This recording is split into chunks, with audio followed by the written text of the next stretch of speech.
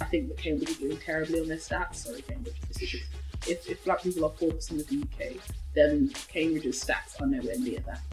And that might be reflective of the interview process, I don't know. But I know not enough of us are applying just because of the fear of not being accepted. And I completely understand being here where that fear comes from. Lots of the supervisors your potential supervisors that will be interviewing you have a set idea of the kind of person that they want to get into their college, and they kind of, the interviews are definitely kind of based on the kinds of relationships, the kinds of ways of speaking that you get in like public schools and private schools. So those kind of students, those kind of applicants will find it like really familiar as an interview process. And whereas if you're not used to kind of voicing your ideas in a particularly like Cambridge way or whatever, or an intellectual way, then like it's going to feel really alien to you, and you might not like be able to do your best in the interview or perform in the way they want you to perform.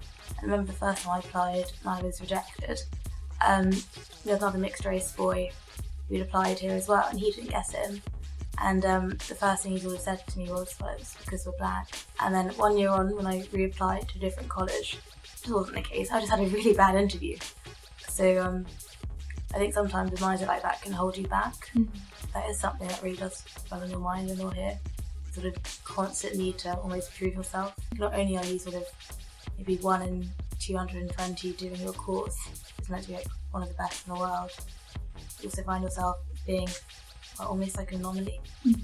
I mean, I think affirmative action has real merit, and I think it's really important, and I think it's really effective. It's an effective way of addressing systematic and structural imbalances and biases that don't ever work in our favour. But I'm not sure quotas are the way to go. Taking contextual factors into account are really important. I think you have to do that. But to say, we're going to take this many black people, it doesn't solve the problem. It doesn't help anyone. I really battled for a long time, and sometimes still do have these moments where I'm like, oh gosh, am I supposed to be here because I'm good enough, or was I some kind of quota? Or people from underrepresented backgrounds in particular carry that burden around with them. Yeah, that's kind of like something that gets thrown back in your face a lot, like, oh well, you're in here because you're filling your quota, and you didn't actually, like, that's something that will actually be said to you around here, like from other students. The lack of people of colour, women of colour in the undergraduate body is like exponentially worse in the faculty. So like, you'll be lucky if you have a supervisor who is a person of colour, let alone a woman of colour. Like, that's partially to do with academia not being super,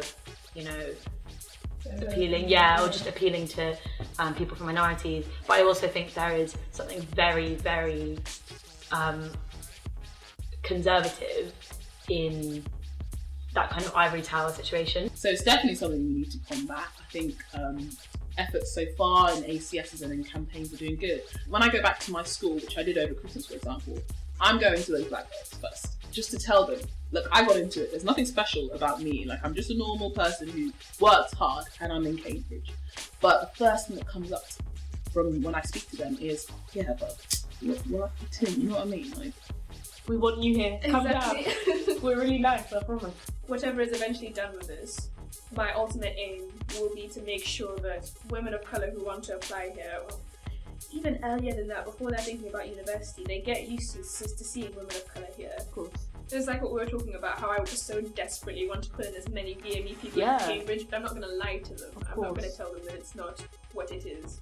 But also we need to, define success for ourselves, define our own leaders, define how a person becomes a leader for ourselves.